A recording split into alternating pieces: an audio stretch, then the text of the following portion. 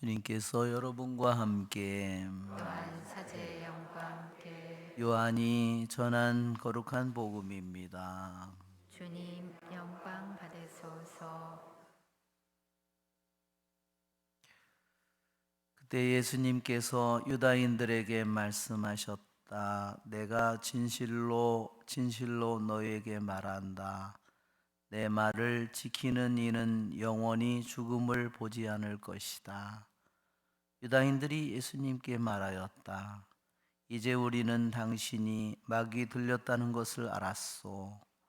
아브라함도 죽고 예언자들도 그러하였는데 당신은 내 말을 지키는 이는 영원히 죽음을 맛보지 않을 것이다 하고 말하고 있소. 우리 조상 아브라함도 죽었는데 당신이 그분보다 훌륭하다는 말이요. 예언자들도 죽었소. 그런데 당신은 누구로 자처하는 것이요? 예수님께서 대답하셨다. 내가 나 자신을 영광스럽게 한다면 나의 영광은 아무것도 아니다. 나를 영광스럽게 하시는 분은 내 아버지시다. 너희가 그분은 우리의 하느님이시다 하고 말하는 바로 그분이시다. 너희는 그분을 알지 못하지만 나는 그분을 안다. 내가 그분을 알지 못한다고 말하면 나도 너희와 같은 거짓말쟁이가 될 것이다. 그러나 나는 그분을 알고 또 그분의 말씀을 지킨다. 너희 조상 아브라함은 나의 날을 보리라고 즐거워하였다. 그리고 그것을 보고 기뻐하였다. 유다인들이 예수님께 말하였다. 당신은 아직 50살도 되지 않았는데 아브라함을 보았다는 말이요? 예수님께서 그들에게 이르셨다. 내가 진실로 너희에게 말한다. 나는 아브라함이 태어나기 전부터 있었다. 그러자 그들은 돌을 들어 예수님께 던지려고 하였다. 그러나 예수님께서는 몸을 숨겨 성전 밖으로 나가셨다. 주님의 말씀입니다. 그리스도님 참여합니다. 앉으십시오. 죄를 사소서 하면 참 예수님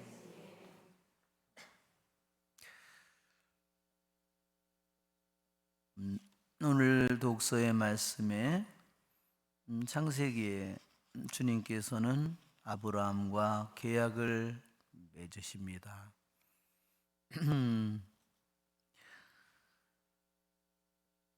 아브라함은 이방인의 땅에서 나그네로 살고 있는데 아브라함과 계약을 맺고 이름을 바꾸어 주십니다. 이름을 바꾸어 주시는 것은 즉 존재를 바꾸어 주신다는 것을 의미합니다. 우리들도 세례를 받을 때 세례명을 받게 됩니다.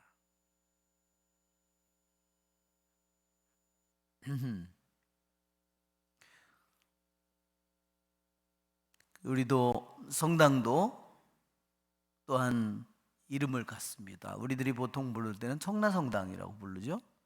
그러나 공식적인 정식 교회법상의 이름은 뭔지 아십니까? 자비의 성당입니다.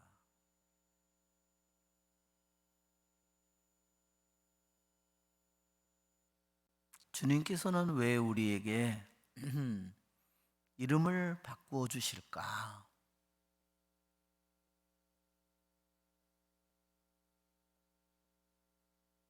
우리는 세상에 살면서 세상에 나에게 주어진 이름이 있지만 그분은 나에게 새 이름을 주셔서 우리들이 하느님의 아들로 하느님의 딸로서의 새로운 존재를 우리에게 입혀주시는 것입니다. 한편으로 우리는 세상에서 부모님의 자녀이고 자녀들의 어머니이고 아버지이고 우리들이 그러한 우리들의 위치를 가지고 있지만 주님께서는 나에게 하느님의 아들로서 딸로서의 우리들에게 새로운 지위를, 새로운 존재를 나에게 주십니다. 우리는 일례로 세례를 받을 때 우리들의 이마에 기름을 바르고 십자표를 축성된 기름으로 바르죠. 어떤 신자들이 무당에게 가서 점을 치러 간 사람들이 당신은 왜 여기 왔냐고 어떻게 할까요? 그 영들은 이 우리들의 이마에 있는 이 십자의 인호를 아는 겁니다. 우리 눈에는 아무것도 아닌데 영들은 그것이 무엇인지를 아는 겁니다. 그러니 얼마나 비참한 일입니까? 거룩하고 거룩한 하느님의 그 이름을 우리들에게 당신께서 왜 십자가를 해줬을까요? 너는 나의 것이다. 너는 이 세상의 수많은 것들 가운데서 너는 너를 나의 거룩한 이름으로 너를 기름을 발랐고 너는 나의 것이라고 불렀는데 그 더러운 지저분한 것들의 밑에 가서 도움을 받겠다고 거기 가서 무릎을 꿇고 있으니 정말 기가 막힌 노릇이죠.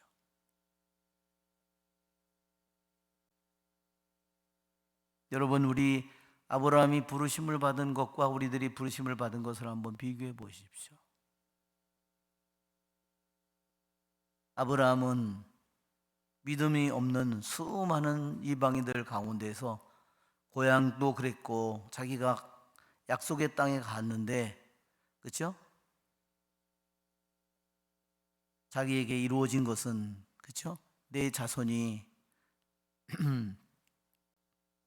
많은 민족들의 아버지가 되리라는 그는 자기 친혈육에서 난 자식조차 없습니다.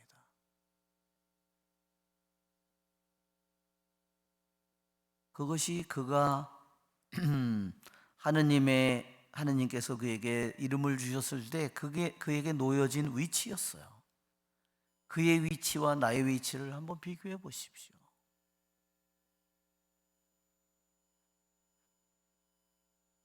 그의 위치는 우리보다 훨씬 더 열악합니다.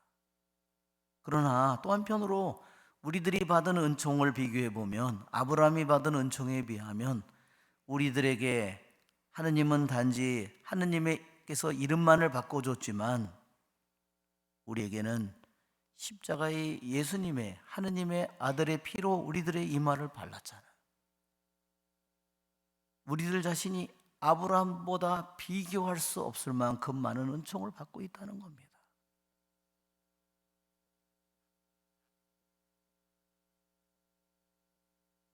아브라함에게서 자녀가 100세에 태어나고 그렇죠? 자신이 본 것은 뭘까요?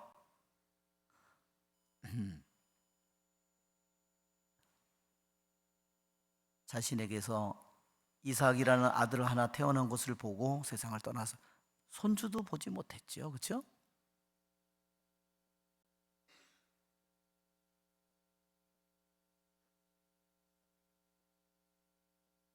그것이 아브라함의 생전에 이루어진 일입니다. 나의 믿음에 내가 하느님의 아들 딸로서 부르심을 받았는데 나는 그 부르신 이름에 얼마나 거룩하게 합당하게 내가 살고 있는지. 아브라함에게 이삭이라는 아들 하나가 주어지는 것처럼 나에게 믿음의 자식들이 후손들이 나에게서 태어나야 된다는 겁니다.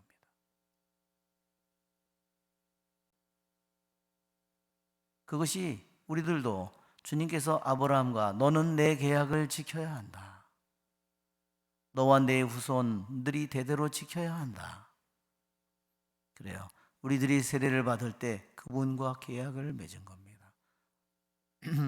마귀를 끊어버립니까? 죄악을 끊어버립니까? 내가 주님과 계약을 맺은 겁니다.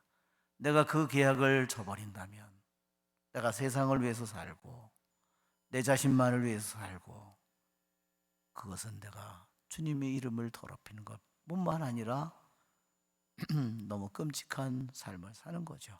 오늘 주님께서 내 말을 지키는 이는 영원히 죽지 않을 것이다. 그래요. 주님과 계약을 맺고 그분의 은총을 하느님의 아들 딸로서 살아가는 우리에게 주어진 일은 그분과 맺은 계약을 지키는 겁니다. 예수님께서 하신 말씀처럼 당신의 말씀을 지키는 일입니다. 예수님께서도 말씀하시기를 나는 그분을 알고 또 그분의 말씀을 지킨다. 예수님이 누구일까요? 아버지의 말씀을 지키는 자입니다. 십자가의 마지막 순간에까지 아버지의 말씀을 지키는 자입니다. 우리들도 우리들의 입으로 하느님의 말씀을, 예수님의 말씀을 지키고 내 머릿속에 그분의 말씀을 새기고, 그죠? 내 생각 속에, 내 사고방식 속에, 내 하루의 생활 속에 써야 되잖아요. 그 말씀을 내가 쓰고 내 삶 속에 쓰는 겁니다. 내가 돈을 쓰고 내가 하루에 시간을 어떻게 보내고 그 속에 그 예수님의 말씀을 써야죠. 쓰지 않고 말로만 지킨다고 하는 사람은 거짓말쟁이입니다. 왜? 그 사람이 하는 행동의 이유, 목적이 자기 자신의 뜻만을 위해서, 자기 자신의 욕심만을 위해서 산다면 어떻게 하느님의 말씀을 지키는 자라고 얘기할 거예요?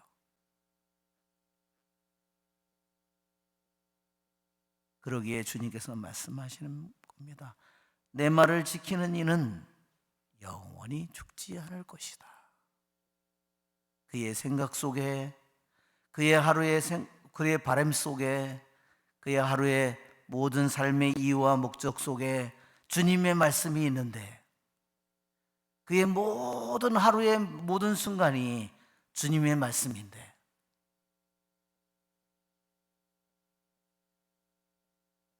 어떻게 그가 죽은 자가 되겠습니까? 우리의 좋으신 주님을 찬미합시다.